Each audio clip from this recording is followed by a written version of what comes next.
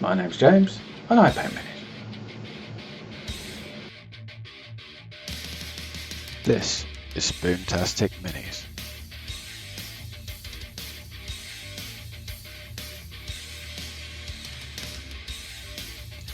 You may have noticed during the painting yellow video that I painted this base with white, grey and black on it, and then I painted the colour over it, and the paint had a different effect according to what colour it was painted over. Well, what if you were to paint a miniature like that so that it had various shades of greys and white over various parts of it?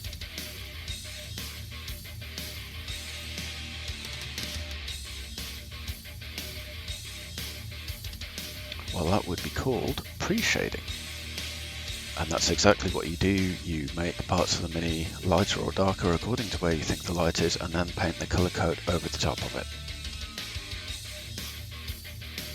So to demonstrate this, we have a Space Marine mini to paint, a base which I'll demonstrate the technique on, and then 5 greys, black grey from Vallejo, Skaven Blight Dinge from the Games Workshop, Storm Vermin Fur from the Games Workshop, Ash Grey from the Army Painter, and Silver Grey, which is an off-white from Vallejo. So let's make a start with the base. I'm going to leave part of the base black, but I'm going to paint the majority of it with black grey from Vallejo. And then I'm going to build up the colours layering fashion so that the area will get smaller and smaller as we go towards the top of the base as the shades get lighter.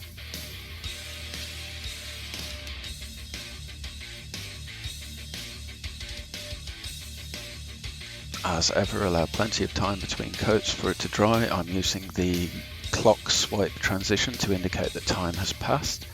So now, that having dried for at least an hour, we're moving on to the lighter Skaven Blight Dinge, even though it's not actually a very light grey, it just looks light relative to the black and the black grey.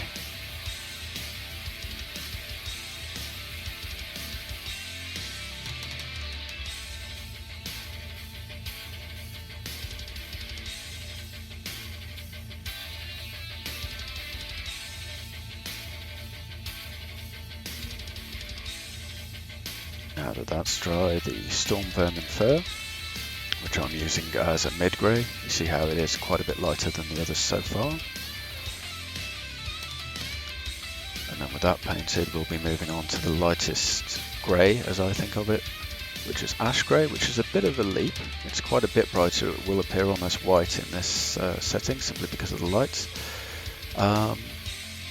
But then I'll go to an off-white, which is called Silver Grey by Vallejo. It's not quite white, so I could go even further and go all the way to white, but that would be a little extreme.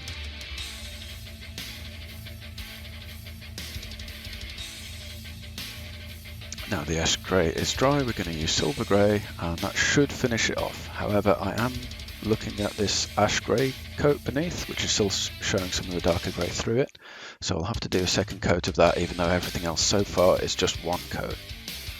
So here we go, with everything else dry, we're going back to the Ash Grey and just adding to it, because the coverage in this case is extremely poor.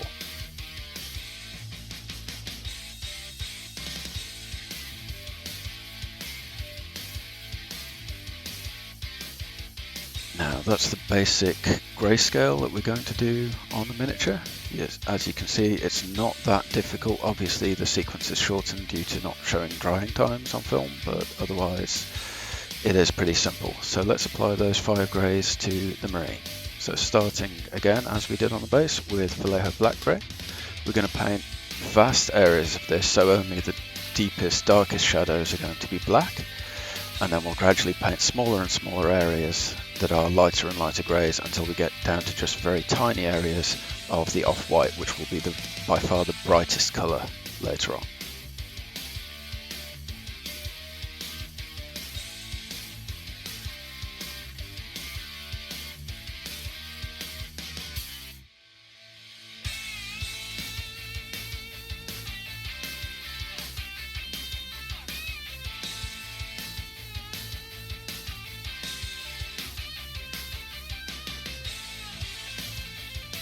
Now obviously there is a little bit of guesswork involved with this, and what you'll find is you basically build upon what you've already done. So guessing at this stage takes a little bit longer, but I'm just trying to catch everywhere that I think would naturally catch the light, and just leaving the darkest recesses where things would naturally be in shadow or overshadowed by another part of the Mini, and if I'm in doubt, I'm just painting it black grey, because it'll still be dark when this is painted over, just not as dark as the black.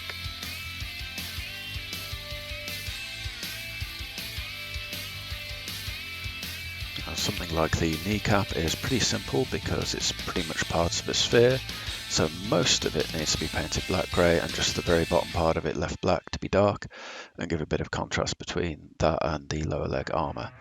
Other shapes are a bit more complicated, and you need to figure out roughly where the light is coming from, which is usually assumed to be high above the model and slightly to the front of it, so all of the front of the model is lit up to a degree. But obviously anything above it might cast a shadow.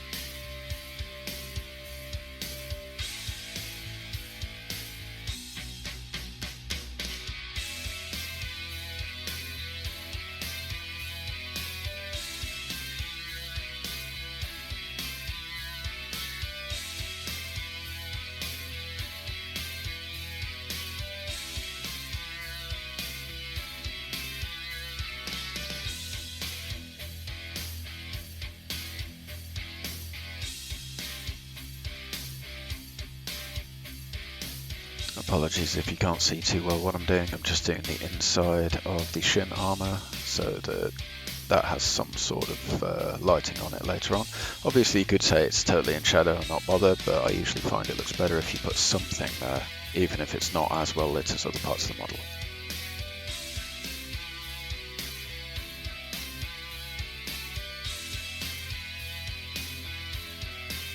Now, so that this video doesn't take hours and hours, I've skipped ahead to where it's mostly painted with black grey, other than this one shoulder pad and arm. So you can see the technique on a different part of the model without spending hours and hours on just the first colour. So same principle, I'm trying not to paint anywhere that is, even under my lights, actually literally in shadow on the shoulder guards, for example underneath the backpack. But almost every raised surface should be pointing towards the light, so it should get quite a lot of black grey apart from the deepest recesses.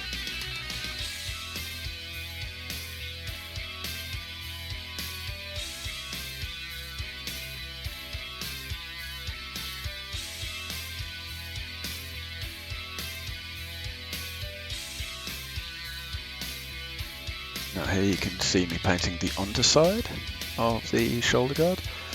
Unfortunately, that might seem like, oh, you're doing it wrong, that would be completely dark, but generally speaking I find it would be dark but not completely black. So I am giving them the slightest bit of grey coloration, which is why this is taking a bit longer than some of the other coats, so that there is some kind of coloration later. It's just it will be the darkest part of the shoulder guard.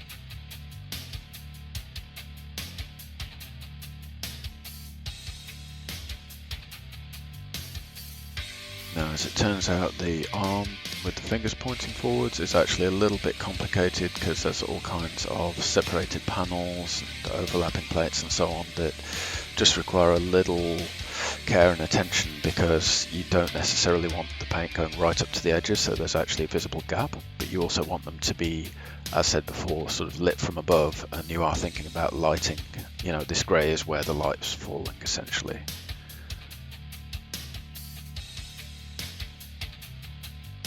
So like here, for example, I have to paint the top part of the forearm, but then not right up against this other raised plate. which will also then need some grey on top of it.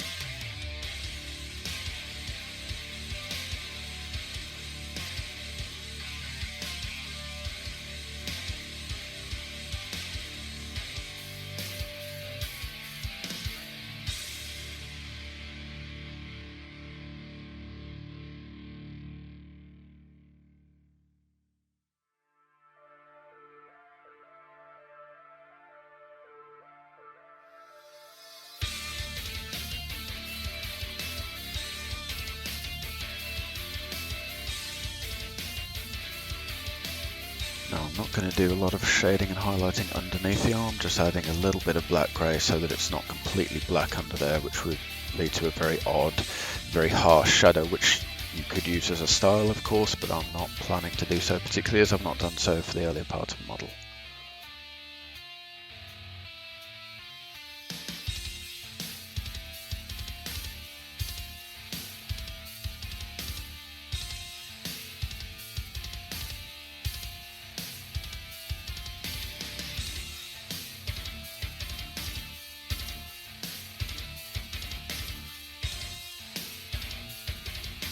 Now this ring on the wrist is pretty simple, pretty much like the kneecap before. You shade it most of it and then you leave the bottom part black. The fingers and glove arrangements are a little bit more complicated, tending to shade each of the finger parts so that you have the colour heading towards the front and the top, meaning that you're leaving the very recessed black rather than painting it a solid colour and using something like a wash or panel lining afterwards, which is a different way of doing it.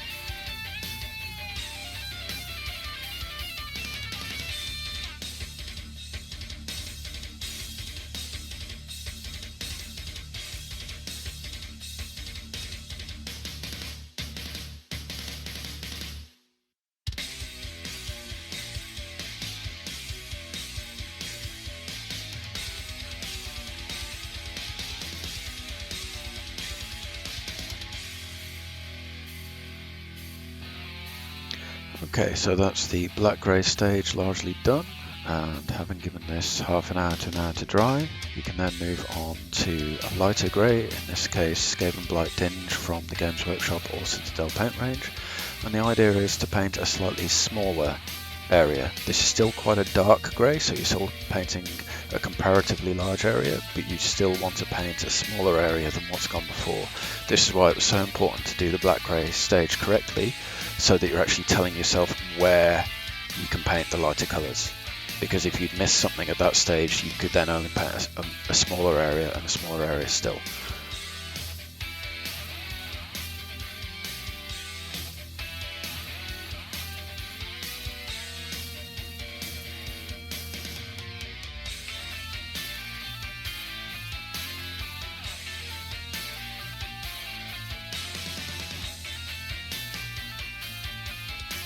You will see as we go along that the area painted grey actually gets smaller and smaller as we go along. So for example, this tip of like the rim of the shoe, I'm not going to do terribly much more than this on, but for other areas, like the actual upper surfaces, we make these lighter and lighter and lighter, and so the area gets smaller and smaller and smaller as we go along. You just saw me correcting something. I'd actually got some of this paint in the black recess, and so I washed the paint off the brush and then brushed it along in the recess to basically flood it with water, and then dried the brush and then use it to wick away the water with the paint in it. So if you were just wondering why that looked a bit strange for a moment, it's essentially error correction whilst I'm going along and doing a bit more of it now.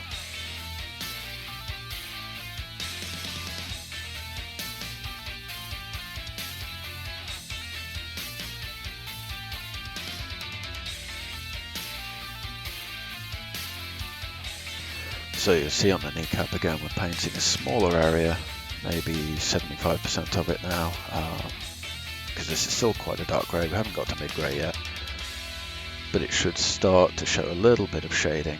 So you now have three colours on. The black counts as the first colour, and then the black grey, and now the Skaven Blight tinge.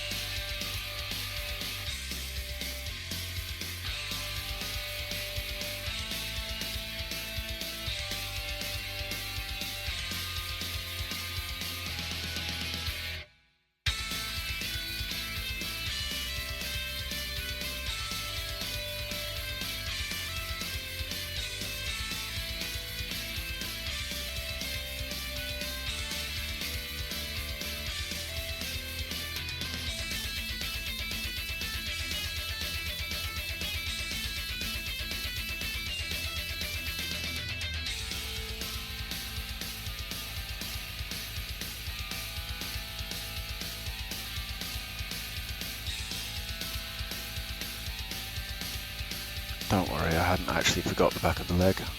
I just decided to take a break for a sip of tea and catch my bearings and then go back to it.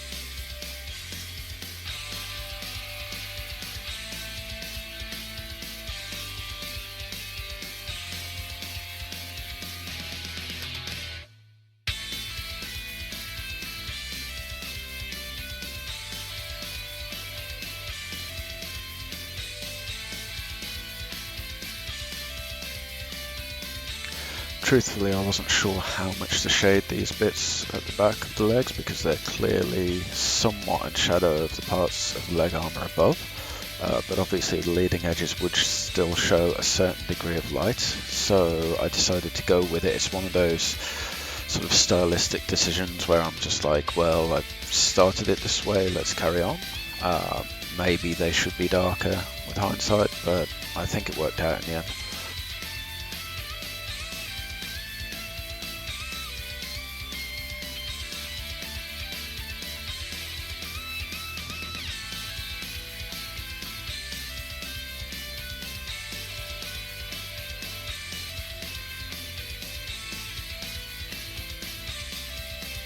I'm hoping you notice as I paint this that I am using a slightly sketchy style to put paint in the right areas, so I'm putting like a few parallel lines and seeing if that looks right or not, and then if it does I'm painting over it substantially, and then if it looks wrong I kind of leave it so it's not too coloured in, if you like.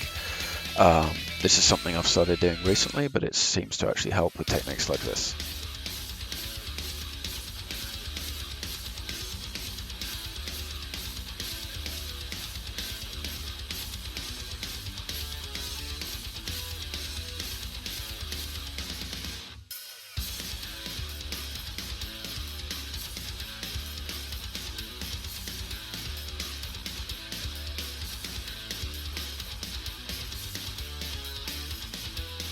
Now, with some time having passed, painting Skaven Blight tinge on the other parts of the model, we're now left again with the same arm and shoulder pad combo, so all the rest of it has had this stage done. And now we've got to actually colour in a smaller area, which is a little bit difficult around this rope because you really want the next greys to be away from the rope, and yet they would be catching the light just as hard as the coat below, so you've kind of got to use a little bit of guesswork to estimate where the light would actually fall and where it would be acceptable to have it dark in order to contrast with the rope. to that end, it's worth noting I didn't have any like reference images or, you know, take photos with a strong light from above or something like I know some people do. This was more deliberate guesswork, just whatever I felt sort of looked right at the time. So I dare say this is stylized compared to what some people do, but I think it worked out for me.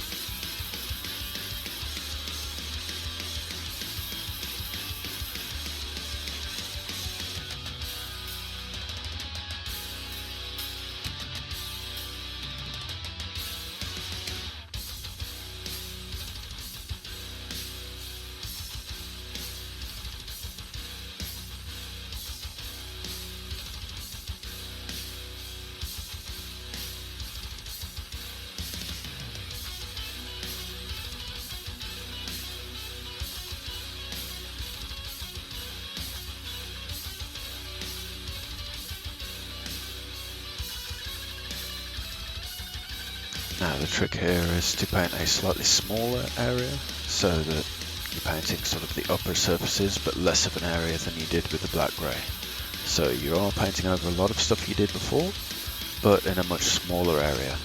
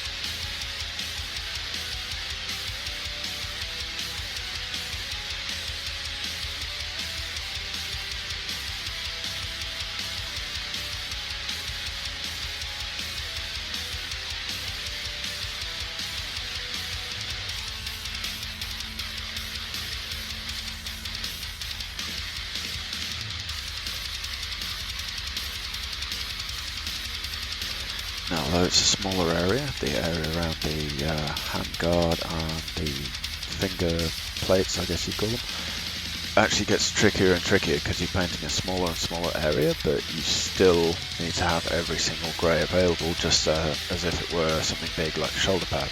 So you do need to take your time to get this right, and I'm hoping you'll see by the time you get all the greys on, it was actually worth taking the care and attention over this.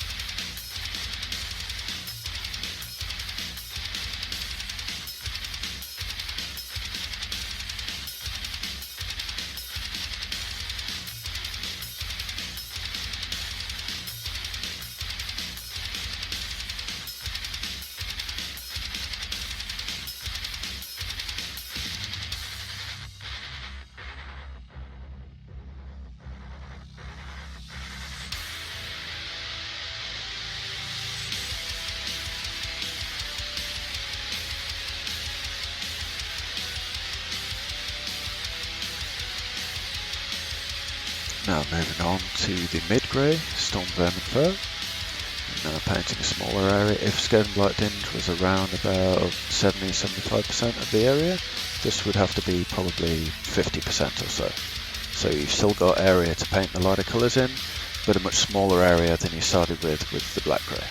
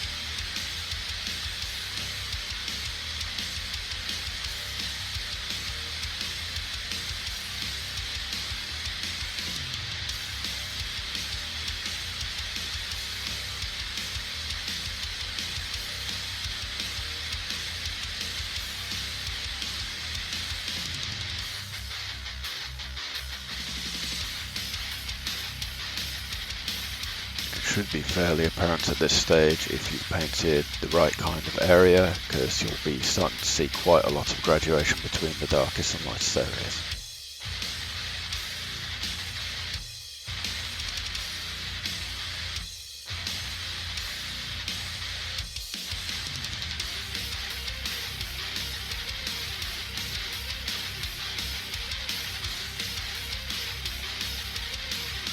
You'll also at this point have to start making judgment calls as to exactly how light some parts of the miniature are going to be. I would suggest aiming for the lightest parts to be not only on the most raised surfaces, but also more of them towards the top of the model, and they would be bigger towards the top of the model.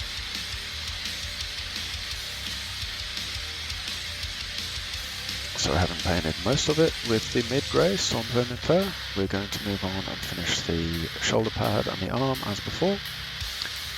And again, we're painting a smaller area, mostly where the light catches it, but probably about 50% of the area we were painting before, certainly with the black-grey at least.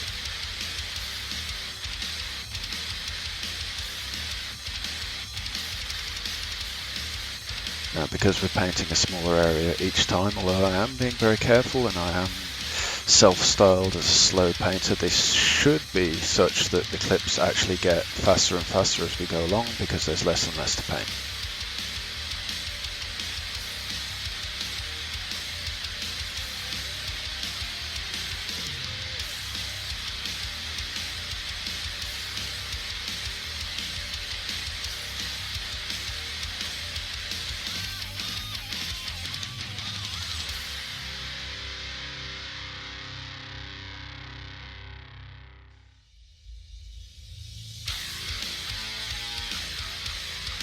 Now, as the colours start to get lighter, you'll notice in some areas I'm not putting the paint on the whole area. It's starting to become more like almost like an edge highlight you can see on the edge of the shoulder guard.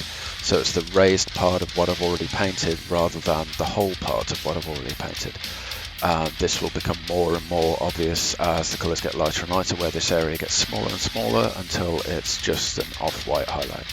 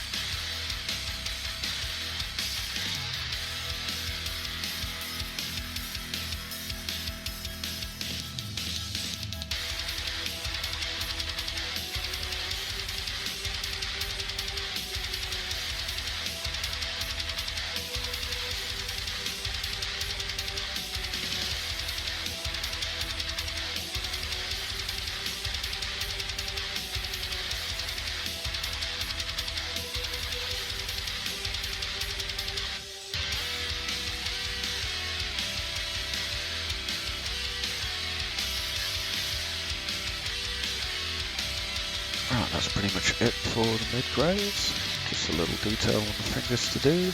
And then we let that dry for half an hour to an hour and move on to the light grey, the Army Painter Ash Grey.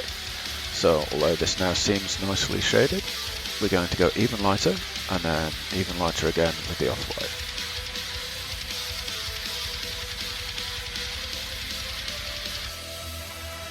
Now if you remember from earlier in the video, the coverage of the ash grey wasn't that great, so what I actually do is I do this coat and then the silver grey just to see where they are, and then I actually go over the ash grey again later on, because the coverage still shows some of the darker greys through it, unfortunately, after one coat.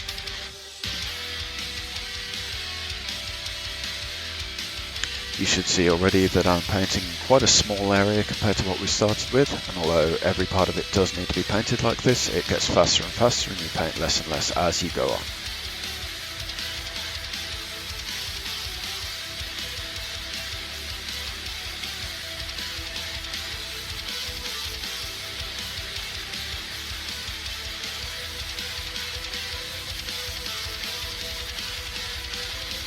You can also see here I'm trying to decide how much of this area needs to be painted a lighter grey.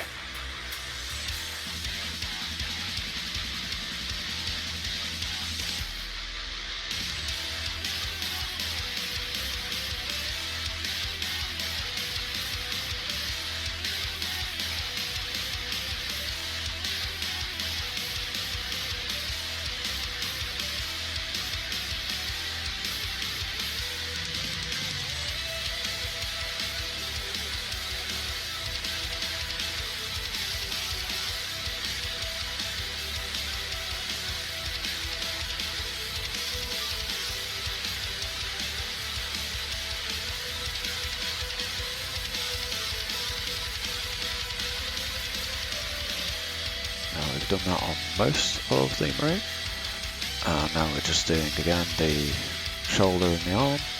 As you can see, this is now really starting to take shape.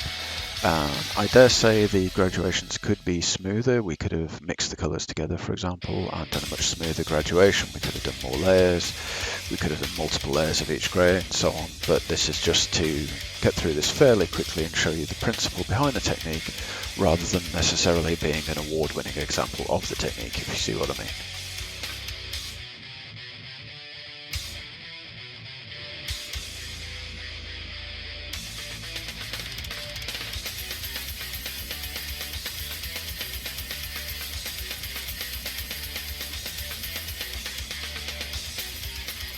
Now, anything that we paint in this light grey will be light, but not exactly bright. So the off-white will be the brightest parts, and then this grey will be the next brightest, and then so on and so forth. So be wary of that when you're doing this, because this, under these conditions, at a glance, this is like, wow, this is super bright. These bits are going to be the brightest colour afterwards once you paint the colour over them, but actually they're not going to be as bright as you think.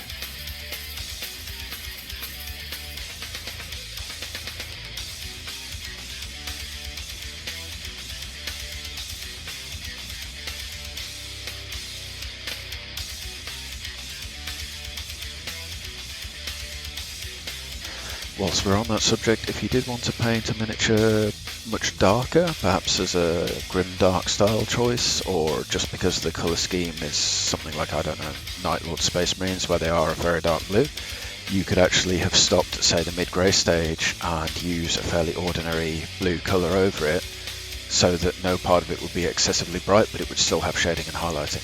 So you don't have to go all the way to the light greys and the off-whites, but you will for this. I mean, I'm going to do this in red later on, so it's going to look a bit like a Blood Angel Space Marine, so I am going to go quite bright.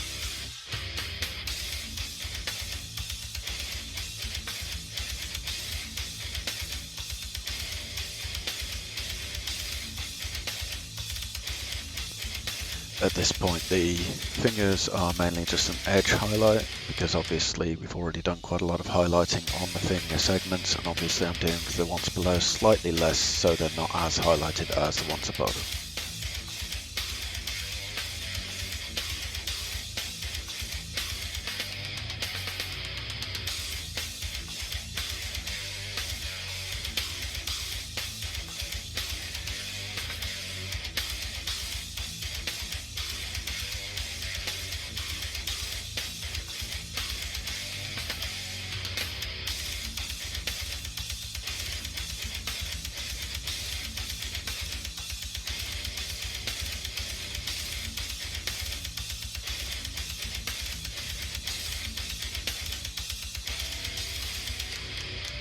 So that's the ash grey stage done.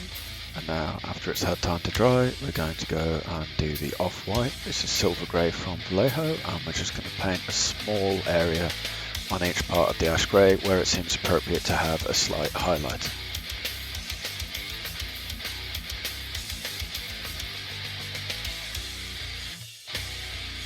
This will be brief because we're only doing a very small area, and of course some areas we might decide are actually bright enough, particularly around the base of the model, lower areas, and then towards the top we'll do slightly more, as you'll see in a moment.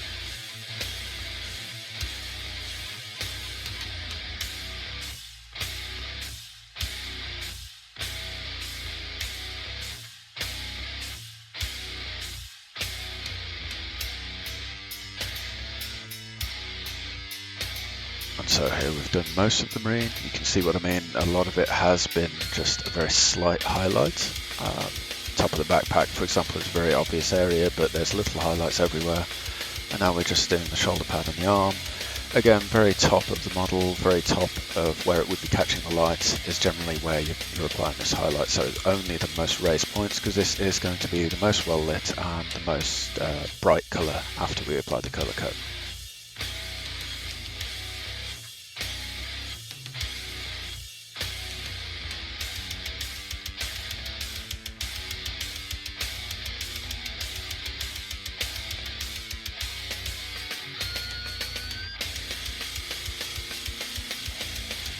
Just doing a teeny little highlight on the top of the finger segments, nothing too crazy, just to give the impression there is a brightest point on them, but only a very small point.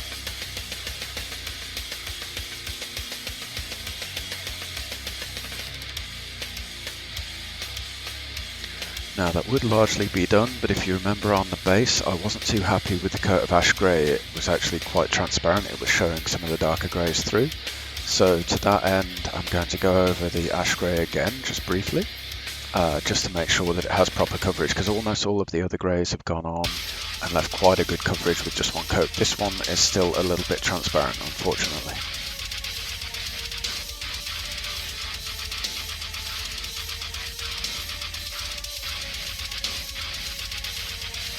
Some might deem this step a little unnecessary, but I'm doing it because if I don't do this, every part of the colour later will be smooth, apart from the second lightest part of it, which will have swirling patterns in it where some bits are lighter and some bits are darker when I don't mean them to be. So it is worth doing at this stage.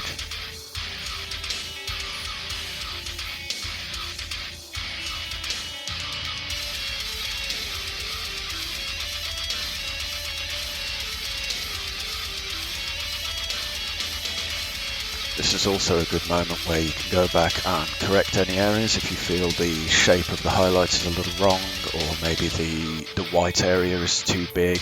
You can paint over it slightly with the ash grey, or if you feel that the area of ash grey originally was simply the wrong shape, you can also correct that as well.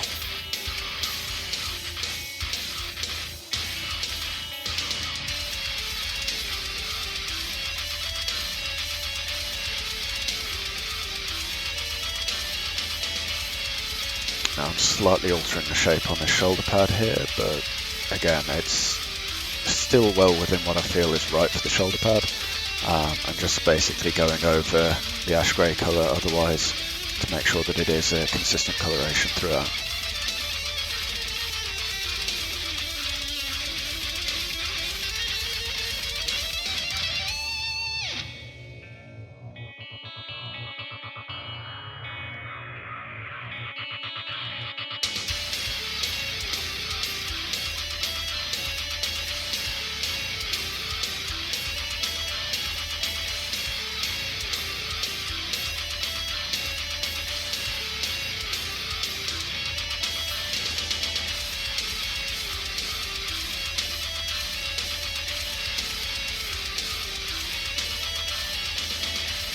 Just a little error correction here, I actually got some of the light grey in one of the dark recesses on the armour panel, so I just flooded it with water and then wicked it away with the brush before then reapplying some paint in the same area.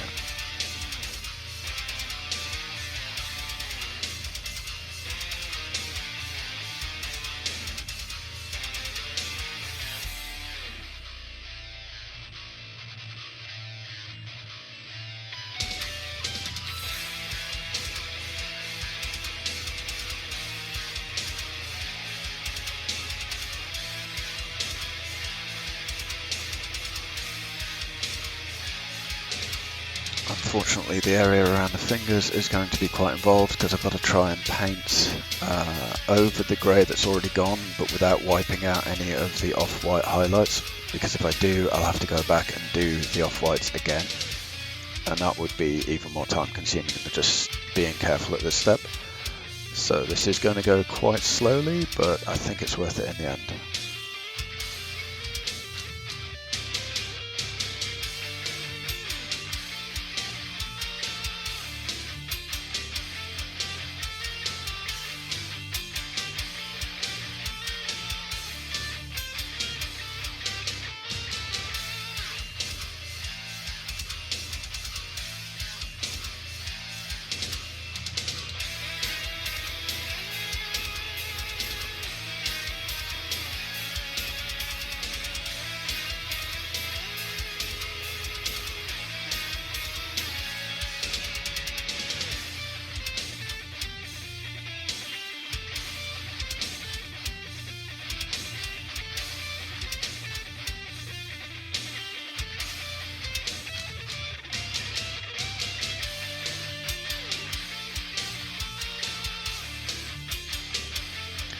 Right, that's pretty much it for the greys. Tune in the next part to see what happens when you paint a transparent red over these greys.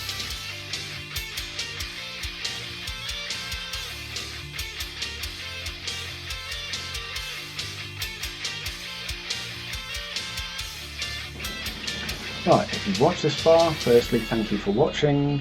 I very much appreciate it. If you did like the video, please hit like, hit subscribe, hit the little bell-shaped icon to let you know when the next video will be coming out. I hope it will be soon.